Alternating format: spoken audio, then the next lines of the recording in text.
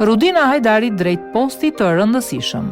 Rudina Hajdari është emri që ka shkaktuar më tepër debate prej atyre që nuk dogjën apo pranuan mandatin e deputetit nga listat e opozitës.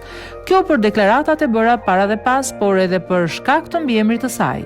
Për shkak të sulmeve të vazhdueshme që po i vijnë kryesisht nga partia e saj, opozita është duke legjitimuar një tjetër opozit në kuvend, e cila përbëhet kryesisht nga anonim me mandat. Me heqjen dorë të opozitës nga mandatet, vendi Dipalokos është bosh në krah të Gramosruçit, por tashmë është zgjedhur emri që do të ulet në vend të këtij të fundit.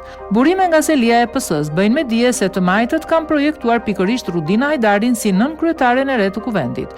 Ky operacion bëhet duke pasur disa synime, ku i pari është organizimi një opozite legjitime në kuvend, e cila më pas të ketë mundësi pse jo të konkurojë dhe opozitën jashtë, të paktën në imazh. Krahas kësaj, Rudina Hajdari si nënkryetare e kuvendit plotëson dhe profilin e personazheve të preferuara të Ramës, për poste dytësore, të cilat i përdor për makjazh të pushtetit të tij. Në këtë mënyrë, Rama do t'u thotë shqiptarëve dhe ndërkombëtarëve se nuk ka asnjë problem me kundërshtarët e tij, madje u jep edhe detyra të rëndësishme. Kjo lëvizje po sponsorizohet edhe për të krijuar një të qartë tjetër në të djathtë mes mbështetësve të linjës së vjetër të Demokratëve dhe Republikës së Re të Lulzim Bashës, të cilët janë zërat kryesorë që fyejnë sot pranimin e mandatit nga e bija e Azem Hajdarit.